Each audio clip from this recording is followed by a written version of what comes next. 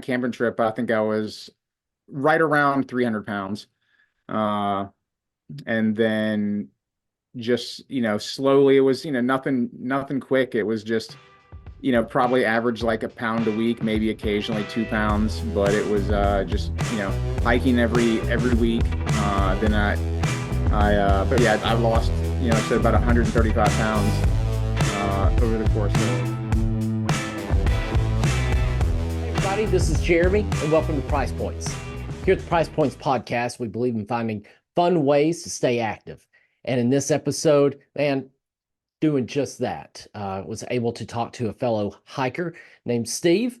He also known as Downhill Hiking on Instagram. We talk about everything from hiking to really how hiking got him started on a journey of a weight loss of, gosh, I think nearly 100 or over 130 pounds. So talk about that, kind of what motivated him, what keeps him motivated. We also chat up some places to hike and some spots that we both have hiked in the past, though not at the same time. That said, hoping to catch up with Steve soon. Hopefully, do a few hikes with him and hang out, face to face instead of virtually. Before we get started with the interview with Steve, do want to say thank you to some of our new followers. Had some really positive feedback about some stuff, and if you're listening and not following, man, hit that subscribe button. You can find us wherever you listen, whether that be Apple Podcasts, Spotify, YouTube. If you've got any ideas for future episodes, please feel free to reach out. Love to hear from you. Any feedback, greatly appreciated. Well, here we are with Steve with Downhill Hiking. Hope you enjoy it. Steve, thanks for joining us on Price Points. Get the ball rolling, I guess. Just tell us a little bit about yourself. I always tell people I'm a lifelong geek that multi-classed into an outdoor adventurer. So I've owned a comic and game store for 28 years now, and you would not have caught me doing anything outside up until about 3 years ago. So still a geek, but now I'm hiking and backpacking and dabbling in like rock climbing and just adventurous stuff that I would not have done before for sure. Well, awesome. So you're born and raised in Portsmouth, if I remember correctly, but you, you know, I guess in November of 2020, kind of you started as this, it was a camping trip, but it ended up turning into one awesome trip that's been a big life changer. Can you kind of walk us through that? Yeah, with with the store, with which I guess I'll shamelessly plug my store, Atlantis Games and Comics, but we do a lot of conventions, and with the pandemic pretty much shut down any conventions. So we had a you know a convention team, and it's a bunch of friends. Like it's pretty tight knit, group of employees. Like we hang out a lot, do a lot of things together. Just the nature of the thing. And the first weekend in November was always like our big local convention that we did. Like we did a bunch of board games. We had a huge crew. We were at the hotel. It was just a good time. It was kind of a work related thing, but we got to get together and hang out. And there was no conventions, so we were like, well, let's do something. And there wasn't a whole lot that you could do. So we were like, hey, we can go camping. Like that's not shut down. So we just none of us, there was probably a group of like 5 or 6 of us that decided to go. And none of us had been camping either ever or since we were kids. So we just borrowed a bunch of random stuff from people, and we're like, we're just going to go to Shenandoah. And so we just, we couldn't reserve a campsite, so we got up at like 4 in the morning and drove because we were like in there. It was first come first serve. So we just showed up with a bunch of stuff and had a great time. And then while we were there, we were like, oh look, there's a waterfall nearby. So we decided we're gonna hike to this waterfall. It's only a couple miles away. So we hiked to Dark Hollow Falls, and yeah, it was rough. We were in terrible shape. So it was only I want to say it was like maybe a 4 mile round trip. It was like 2 miles there, 2 miles back from the campground. And we, we got there and we're like, oh, it's not too bad. But then, if you've hiked to a waterfall, you probably know that you have to hike back from the waterfall, which is the hard part. So so on the way back, we were, at least for me, for sure, it was definitely I am in terrible shape. I'm dying. This 2 mile hike back to camp going uphill is just killing me. And it was just a million breaks, and we're all struggling except for the one guy that went, my brother-in-law who is runs marathons, and he's the fittest of us. So he got way ahead and he just went back to camp. And so he made food while the rest of us struggled to get back. But that was it. Like that was you know, I had a blast camping, and then, hiking down to something cool is just it's just a great experience. Like you feel like you've accomplished something. So, but that was where I was just like, all right, I'm gonna try to hike every week. So me and one other person, a friend of mine, that went on the camping trip, she was like, hey, yeah, we could do this. Let's just go hike someplace random local every week. And so we did that for, ever since, honestly, like, so we just kind of started with, oh, we'll hike a mile, then two, and then we just kind of built up over time until, I was hiking. Now if I go out and do just a day hike, I'm looking, I got to do at least 10 miles, otherwise just to make it worth it. So,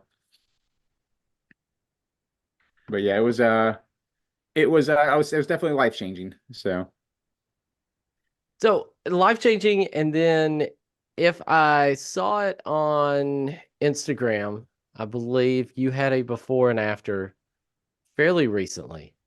yeah. And there were a few things missing. And I want to say maybe about 135 things Yeah. missing, if I remember Yeah. correctly. I was, when we went on that camping trip, I think I was right around 300 pounds. Uh, and then just, slowly, it was, nothing quick. It was just, probably average like a pound a week, maybe occasionally 2 pounds, but it was, just, hiking every week. Then but yeah, I lost, like I said, about 135 pounds, over the course of, maybe 2.5 years, something like that, 2 years.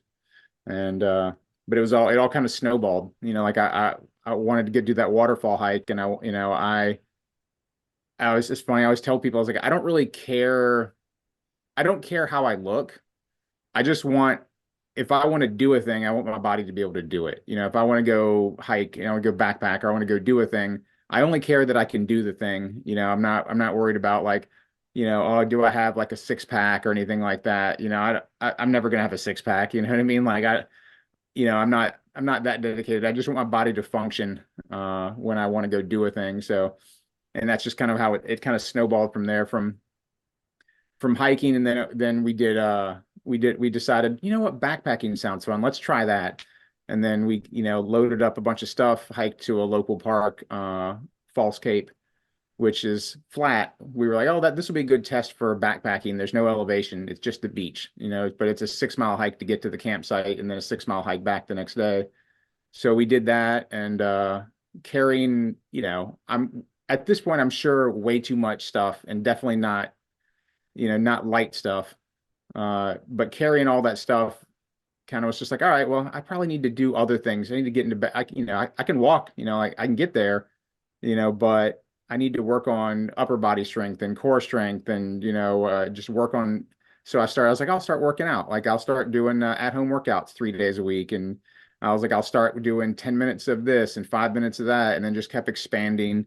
And until it was just like, all right, now I'm doing, an hour worth of stuff, realistically, probably closer to 45 minutes of actual working out 3 times a week. And then I started carrying my backpacking gear on there's a local bridge, the Jordan Bridge, that has a nice walking path, but it's got a pretty, it's probably the most incline that's not actually a mountain or something like that.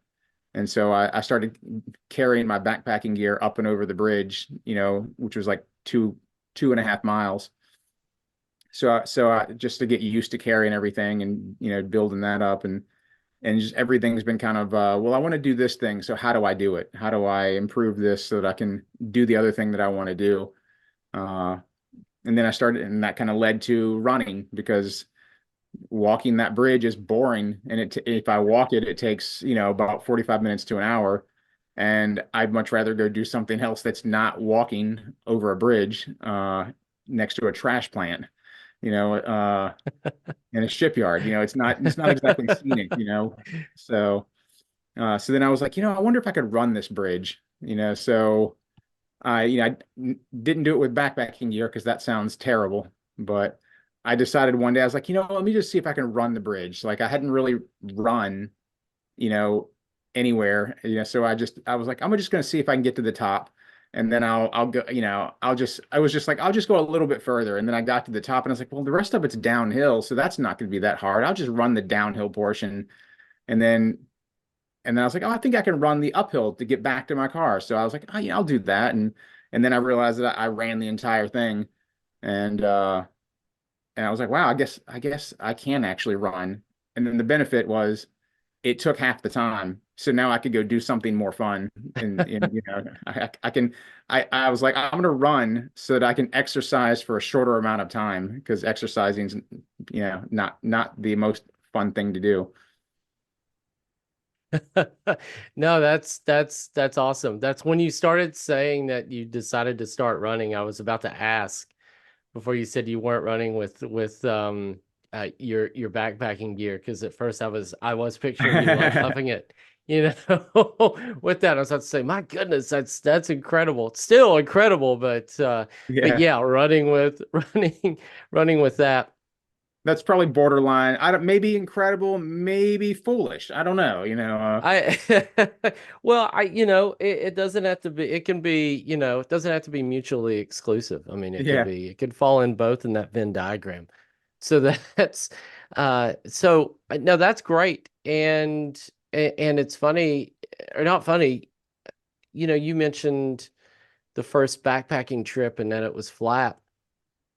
And I had someone recently ask me, they're looking at their first backpacking trip and where they should go.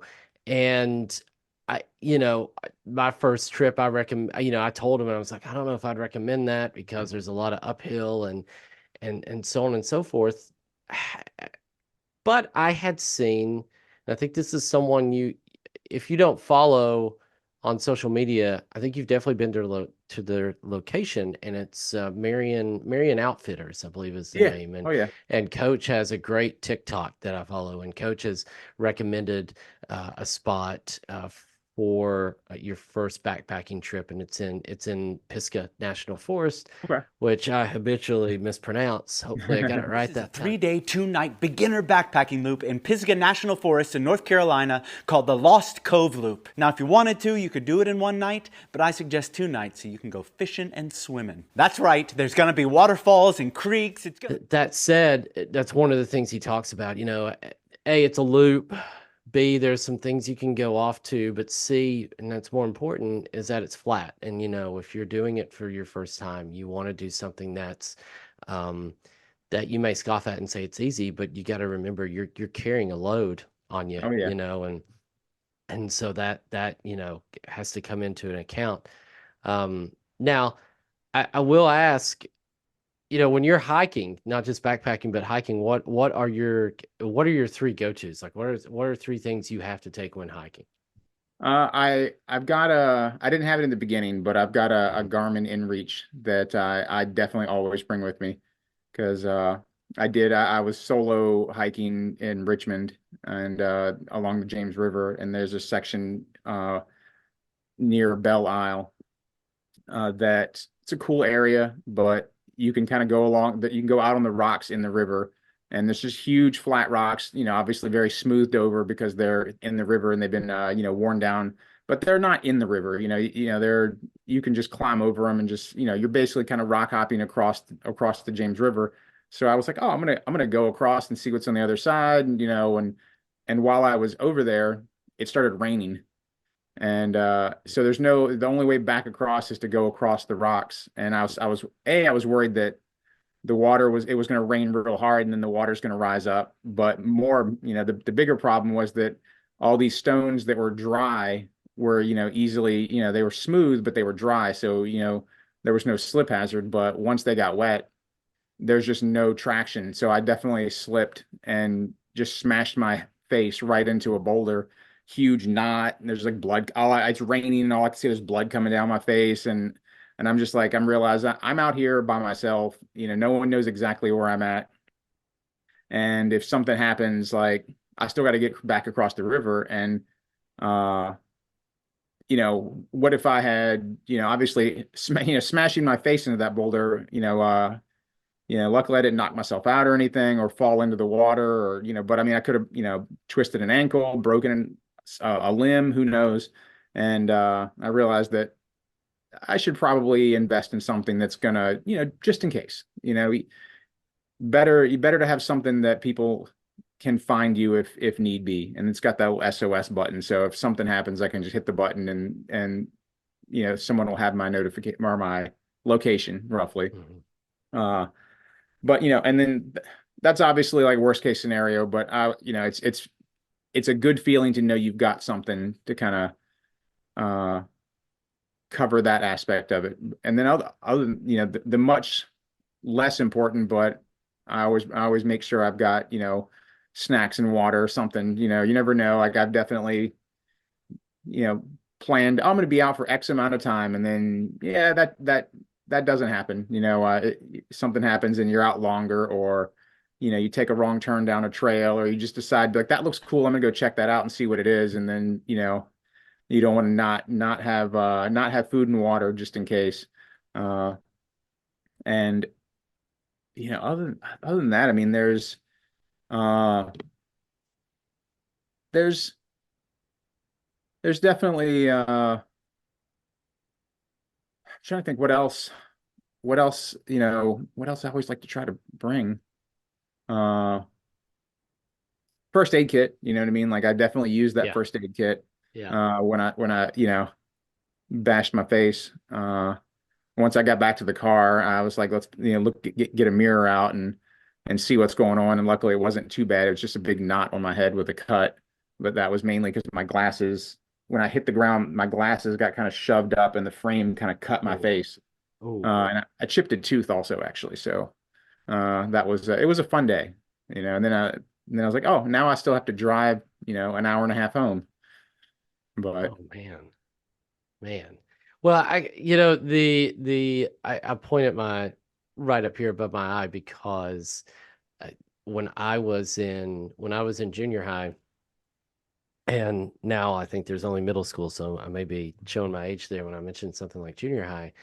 I was supposed to be at church and was the parking lot at church playing basketball and had glasses back then and was not wearing my sports goggles because I was supposed to be at church and going up for a rebound, someone popped me right underneath my cheek and it drove my ooh, glasses on my right side like up under, and I still have a mark on it, so it was a pretty serious cut, and it hurt, and it bled.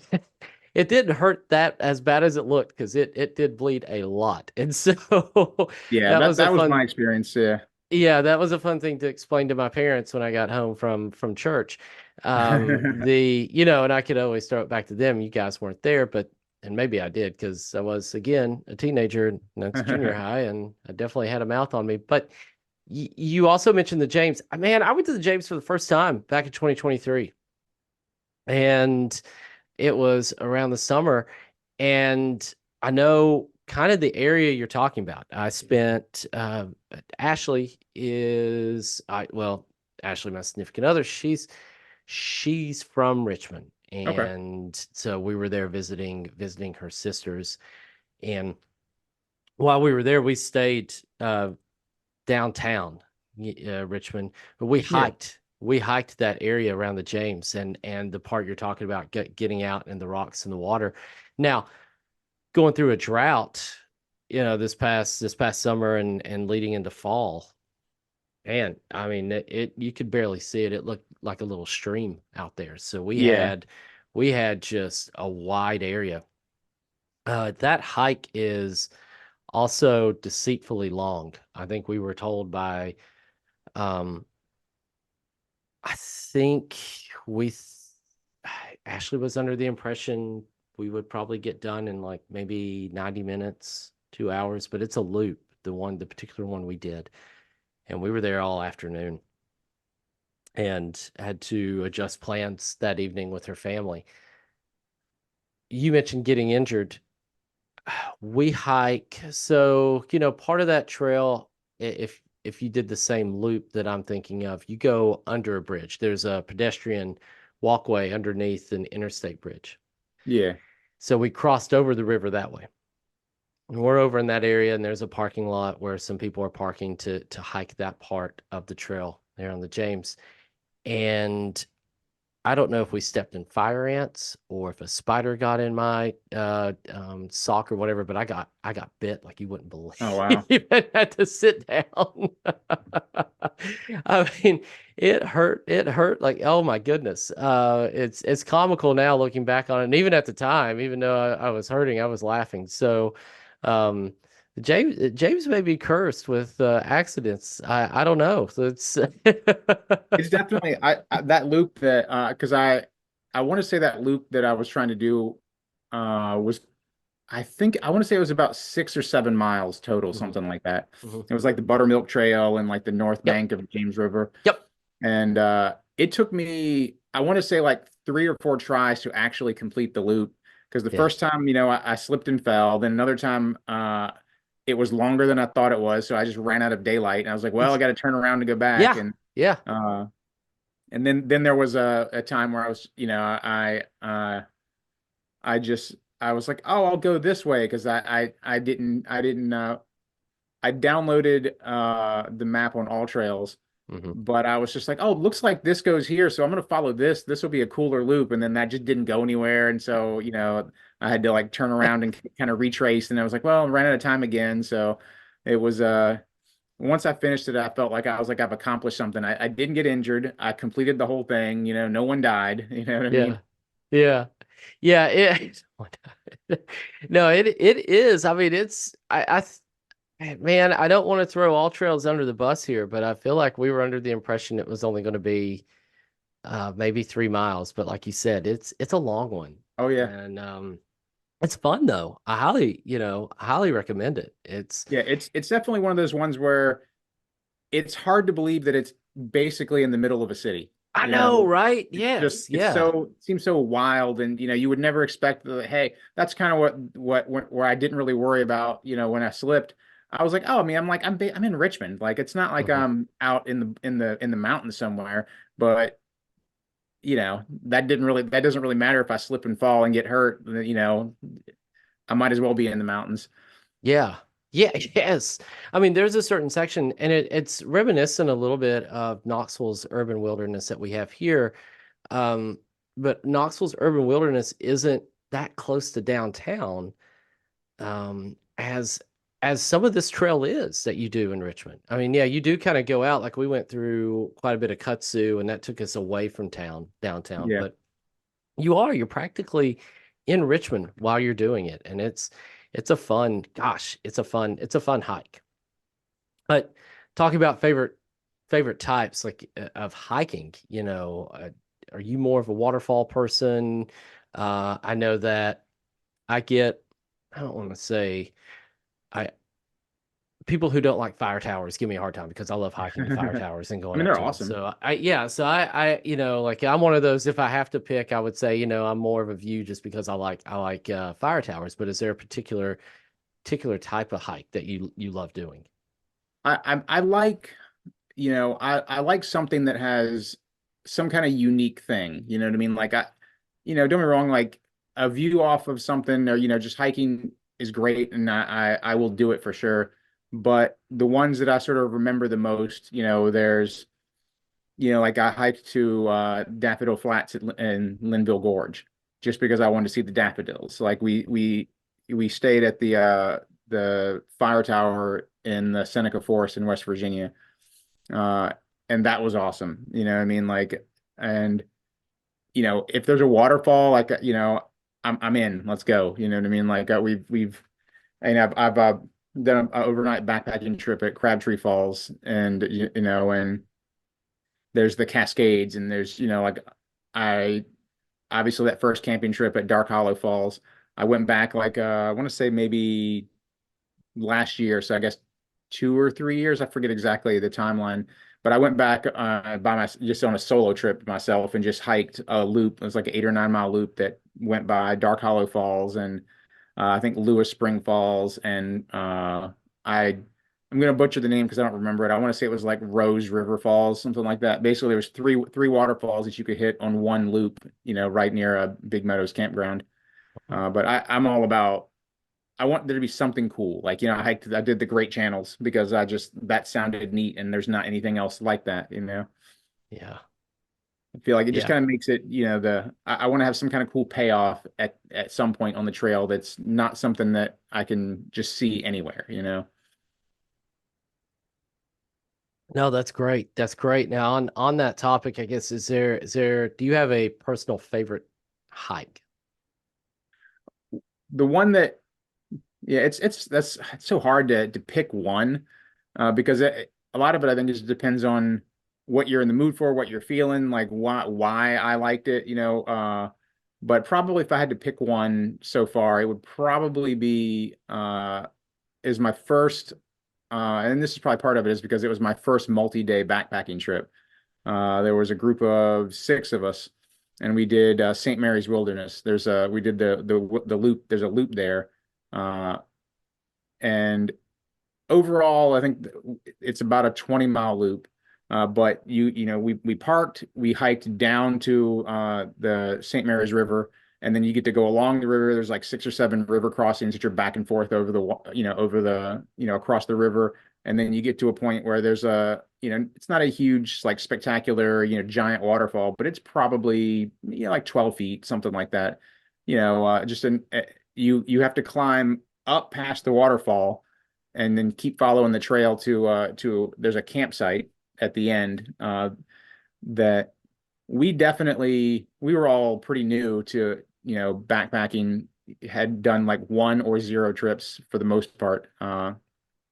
So we knew through YouTube and, like, social media, like, you know, uh, we knew that there was a big campsite at the end of this trail that in theory was supposed to be able to fit like 10 or 15 tents and had like a big rock fire pit in the middle. And uh but we had hiked down, and I think we had hiked, like, it was maybe 8 miles total that day.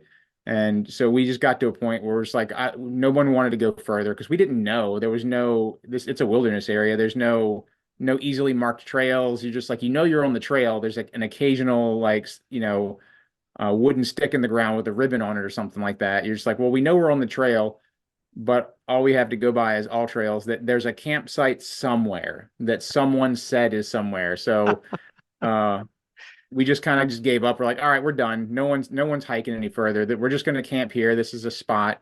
It's next to the river. We'll camp here, and then we set up, and then a couple of the people went and kind of explored further, and then like another mile down the trail was the campground we were trying to get to. But at that point, everyone's like, I'm not packing my tent up. This is just it. We're not going down there.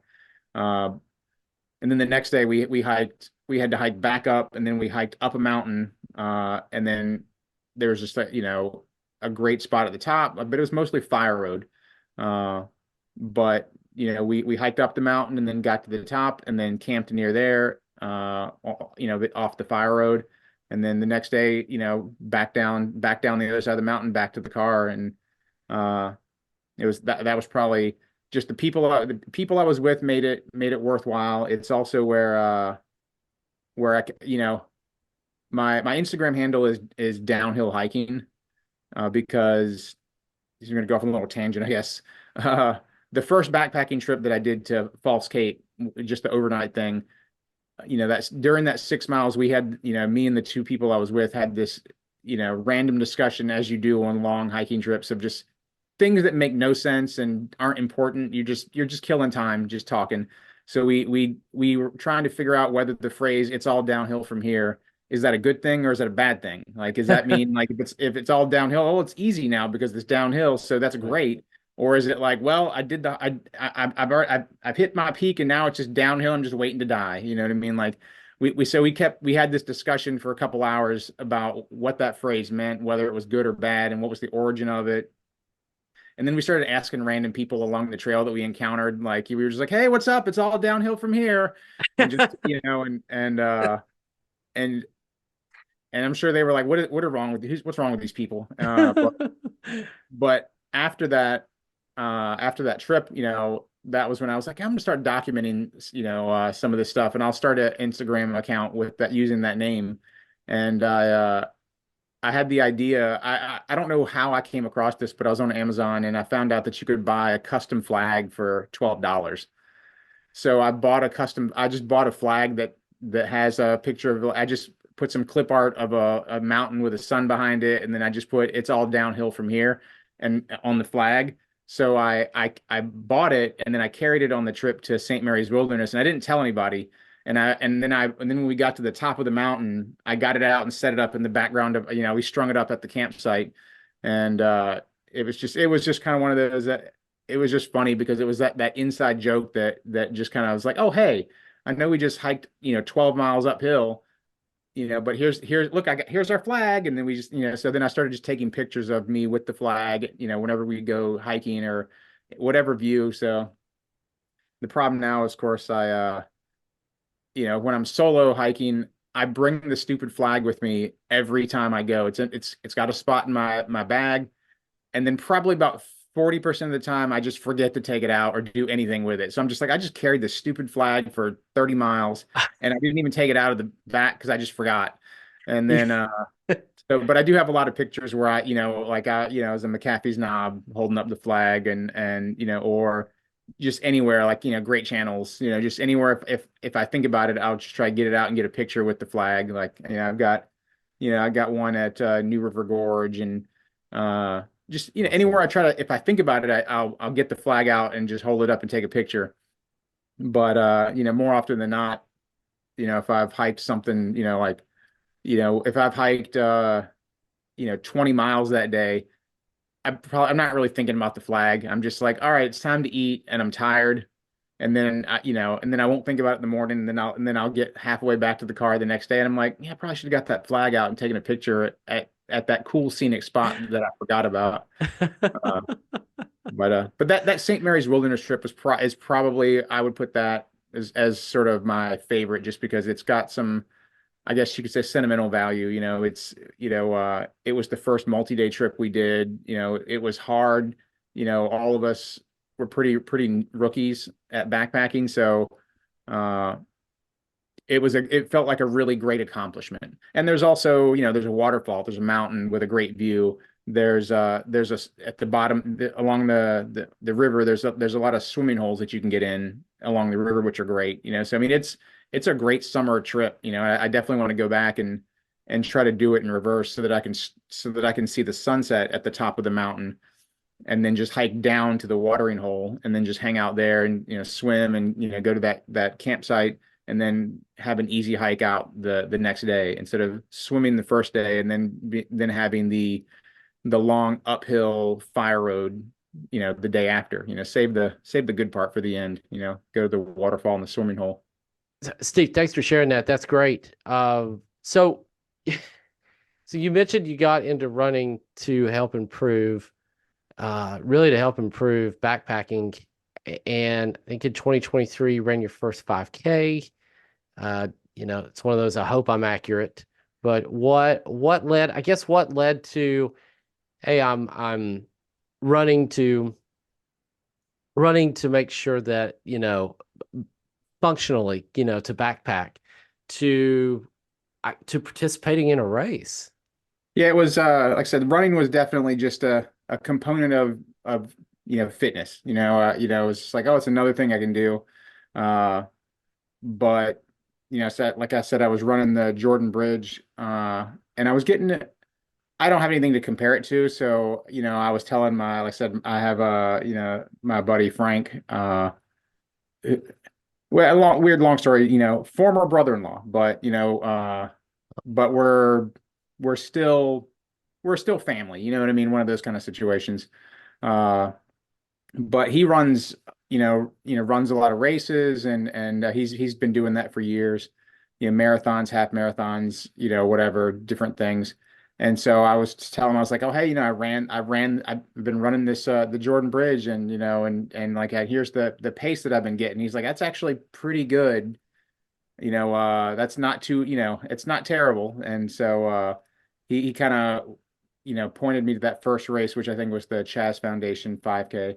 He's like, hey, it's a pretty easy race. It's small, it's local, it's not anything that's going to be really expensive to do. It's for a charity. So, it's not one of the like the big races where, you're gonna pay a bunch of money to join. He's like, yeah, he's like, I'm doing it. You should, just join, you come out and do it, And he kind of yeah, it wasn't like, it wasn't hard to convince me to do it because I was like, oh, I'll try it, because I was like, sounds like it'd be fun, and it's a neat sort of accomplishment. It's just like, hey, here's a thing that I never thought I could be able to do, and now I'm doing it, and so, and then, obviously having someone else there and having someone that's kind of like been there and kind of knows what's up, it's a little easier as opposed to just showing up and being like, I've never done this before. What do I do? It's less daunting or less intimidating to have someone that's like, oh yeah, I do this all the time. Here's this thing, here's this thing, here's how the culture works or whatever you want to call it. Everything that you do, there's some kind of there's norms that if you do it all the time, how it works. But if you're an outsider coming in, it's just all new to you. But he kind of talked me into it, and said it was cool. It was neat, and the uh, the social aspect of running is something that is appealing also, because I kind of find that especially I'm doing a lot of solo backpacking and solo trips, and I do, mainly because I don't have, I've kind of I guess, outpaced a lot of the people that kind of were, doing camping and backpacking with me before. Between that and then, we have all adult lives that getting a group of people together to do something like that is challenging. So I find myself doing a lot of things solo, and so the social aspect of running a race is kind of appealing because there's a lot of people there. You can meet new people. Seems very community focused, and as opposed to being being 20 miles into the wilderness by yourself. I've definitely met and talked to people on trail, but it's a little less weird to just talk to someone at a race than to just be like, hey, random stranger, we're out in the woods, let's if this goes wrong,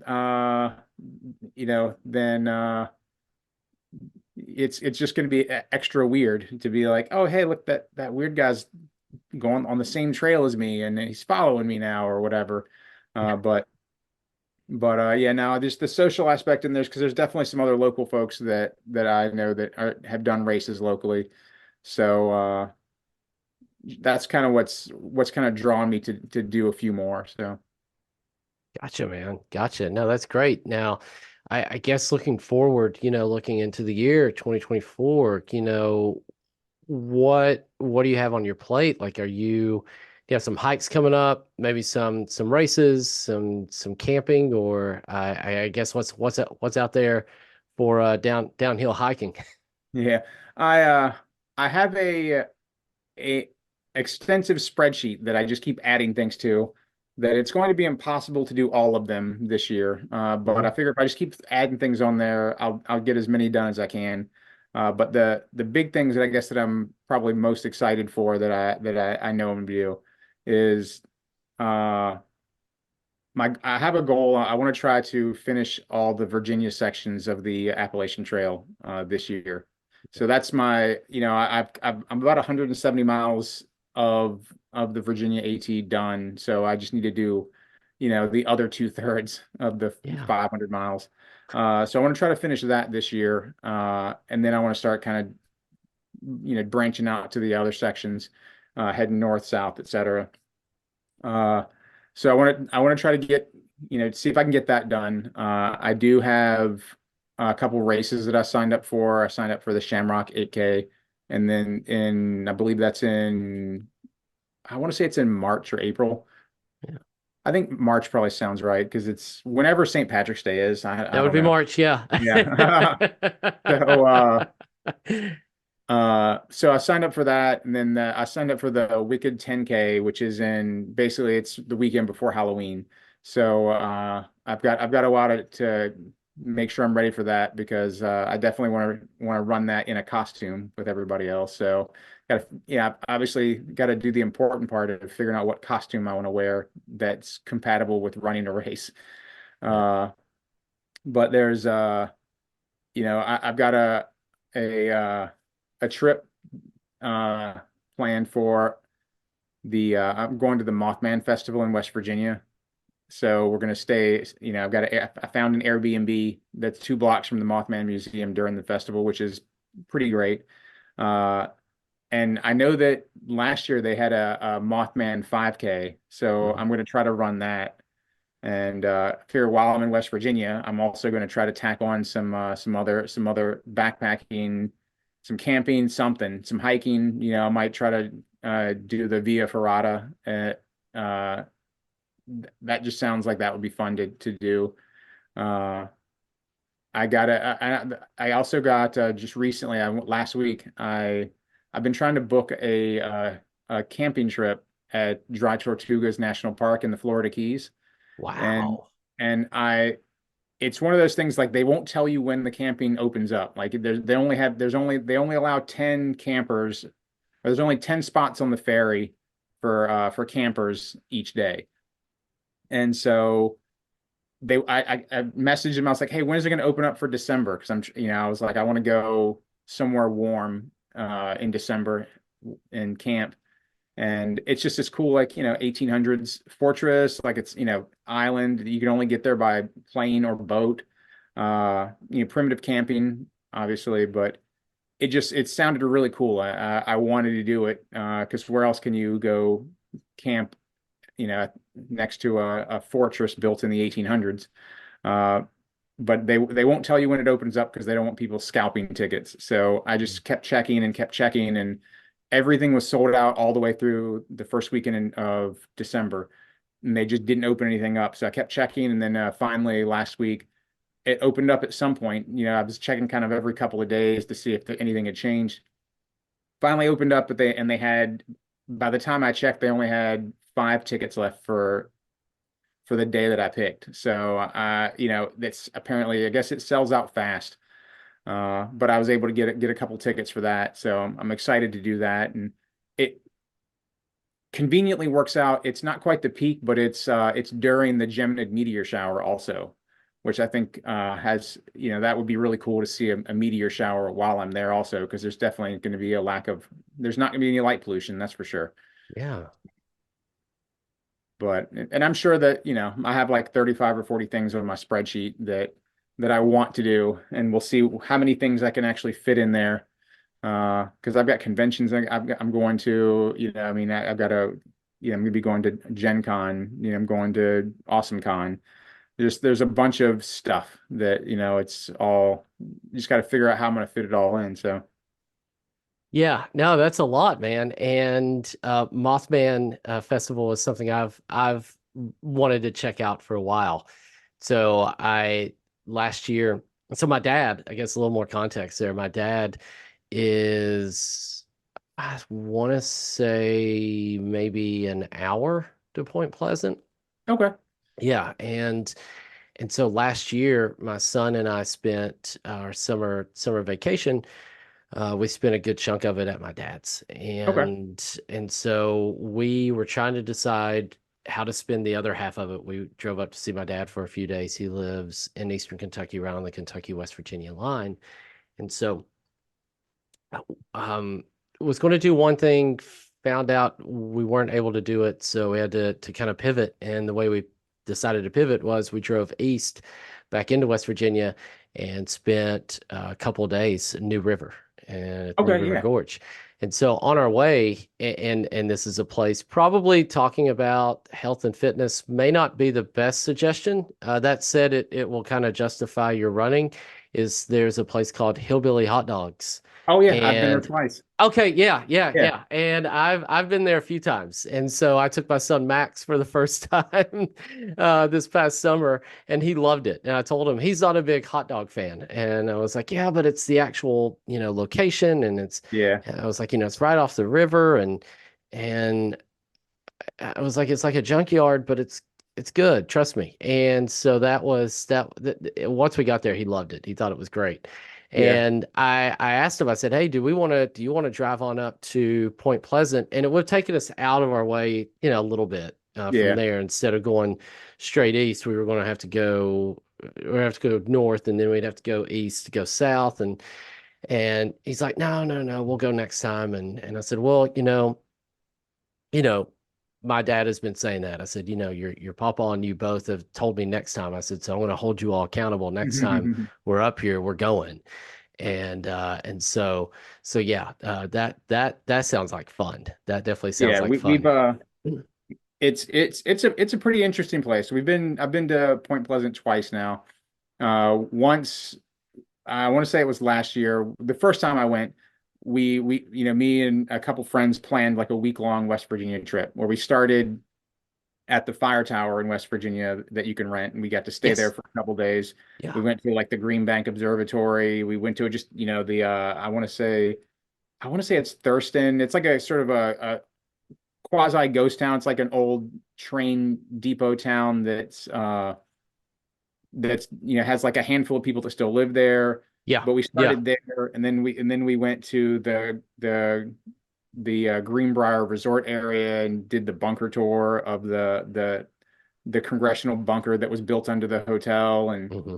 we did a wild cave tour at I want to say I think it's like Lost World Caverns, and then we went to New River Gorge, and then after New River Gorge for a couple of days, we went to Point Pleasant and ended our trip there, and then drove back to Virginia. Yeah. So we were just out there, out there for a week. We just kind of exploring all kinds of different places, and it was great. And then the other time was, Point Pleasant is basically on the way to Gen Con for us. Like if we drive from Virginia to Indianapolis, you're going right through West Virginia. So, Right. the Hillbilly Hot Dogs is right off the interstate on the way. The Yeah. Mothman Museum is right off, it's like we're here. Why not stop? Like, how can you Exactly. not? You got to stop and visit Mothman. Yeah, yeah. No, no, I know. My son doesn't know because he won't do it, Yeah. but I know. Yeah. It's and well, what was neat about once we were um on our way back from New River, we took part of the interstate, and part of that section there's a toll, and it's not a lot of money, but I'm Yeah. I'm tight, and I can be called cheap at times. And so I was like, oh, Max, Frugal. It's frugal. frugal, Yeah. frugal. I said, Max, look, I was like, we don't have to pay the toll if we get off on these back roads. I said, and I think we'll only gain an extra 20 minutes. I know it was less than half an hour. Yeah. I said, and we can probably find some places to hike. So he says, okay, well, I'll get off a stop on the side of the road. We fuel up. I get on all trails. I find some spots. What I didn't realize was that we hiked one trail, but then I ended up going way off road, going to near where I grew up, Welch, and there's a whole reason, and I won't go into the details as to why I wanted to go to Welch, and so we went a little far out, went back down. What I didn't realize though is that side of West Virginia, they have like a waterfalls trail. There are Oh wow. trails, Okay. and you can go, and each one you go to, you can geotag yourself. And they've even got like I saw a sign with a QR code. And so that's something Max and he wants to go back next year or this year, this summer, back to the New River. And since he's still at that age where he gets to to raft for free. I'm like, oh yeah, we'll do it one more year so you can do it for free. Heck yeah. And so we're going to do that. We plan on like officially doing all those waterfalls on the Yeah. way back as well, because I think you get maybe a badge or a sticker or something that says you've completed it, as long as you like tag it correctly. Yeah. But I just added that to my spreadsheet and I was like, I was like, oh, and then you're like, oh, you get a badge or a sticker? I mean, I'm in. Like, Mhm. give me a badge or a pin or something like that. I'll do all kinds of dumb things. You may want to double check me. Don't hold me to it, but I Yeah. remember there's something. You get something. It could be something as simple as an email, like, "Hey, good job, pal." I honestly don't remember. I just remember there's something attached to it if you make sure to geotag yourself correctly. Now you also mentioned Virginia and getting all of the AT in Virginia. I've done quite a bit of the AT in North Carolina, in Tennessee, and I think if I remember correctly, even when I was up in Maine a few years ago, I hiked some of it. I recently did a new part of it in Virginia, in Damascus, and so had a blast. Had a blast doing that. Really enjoyed it, and afterwards we went to Damascus Brewery and met the owner there. He was a cool Nice. dude. But that's an interesting area, and I'm looking forward to doing more of the AT in Virginia. Now, I am curious. Steve, you've been at this. You're doing great at it. We're in the new year right now. People have set like new goals, and a good chunk of people who set new goals for the new year, New Year's resolutions. It has uh, I'm sure the majority of the time it has something to do with health and fitness. So if someone's looking to kind of change their habits, start their downhill weight loss journey, if you will, or even hiking, for the first time, well, what's some advice that you would give them to help get started, stay focused, and motivated? I mean, the biggest thing I would point out to people, and I always tell people this is it doesn't, there's no like pre-qualification. You know what I mean? Like you just have to get out there and do it. You know what I mean? You don't need to start at like a 20 mile. There's no like requirement. Like you can go out, like when I started, we were hiking a mile. You know what I mean? And that was at the time, that was like, hey, we were like, hey, we're out here, we're doing it and just doing it regularly. And then you just slowly build on it. You know what I mean? There's no, you don't have to hike 20 miles to be a hiker. You can go hike a half a mile. You're a hiker. You know what I mean? Like, if you're out on a hiking trail, you're out walking, whatever. Uh, all my, fitness stuff, like I have no background in any of that stuff. I downloaded a free app that randomly generates a workout based off of, all I need is a couple dumbbells that I picked up at a thrift store. And it randomly generates a workout and then it's free. I just have it on my phone, or it's also on my Fire Stick. So I just put it on the TV. But you just start small, do what you can. You know what I mean? You don't need to start big, because if I feel like if you start and try to set some lofty goal, it's just more likely to just be overwhelming and you can't do it. I mean, you just have to do more than you did last time, so slow progress is still progress. Like you don't have to, you don't really want to see huge change anyways. Like if you just suddenly lost like 10 pounds in a week, there's probably a health issue there. You know what I mean? Like, uh, like I said, just getting out there and doing it and then just slowly adding things to it. My workout started with, 5 minutes of strength training and then I think 10 or 15 minutes of a full body workout. And then I just was like, okay, that's a little easier. I can do that. And then I just moved it up to the next timer and just kind of kept doing that. And same thing with hikes, hike a mile. And then just like, okay, then we pushed it to, okay, 2 miles. And then we were like, oh, we can do 4 miles. And then over the course of months, you just build up to doing it and then just maintaining it. It's I feel like it's more manageable that way. An achievable goal. I feel like you have to have a goal at the end, like you did a thing. You have to feel that accomplishment to keep motivated. Oh, that makes sense. It's I tell people in my line of work, like I always look at the goal first and work my way back. And so I think looking at, and I relate that to when people are really, I'm like, yeah, and I relate that to racing. I'm like, yeah, if I know I'm going to run a half marathon, then I know what the end goal is. Um, work my way back, from that way. So no, I think that's great. That's great. So where can, you mentioned you started Instagram downhill hiking. Where can people find you online and on the socials? Yeah, I mean, Instagram is probably my most active, it's where I'm most active as far as posts and things like that. It's just at downhill hiking, all one word. And I also have a TikTok that's slightly less active, same handle, downhill hiking.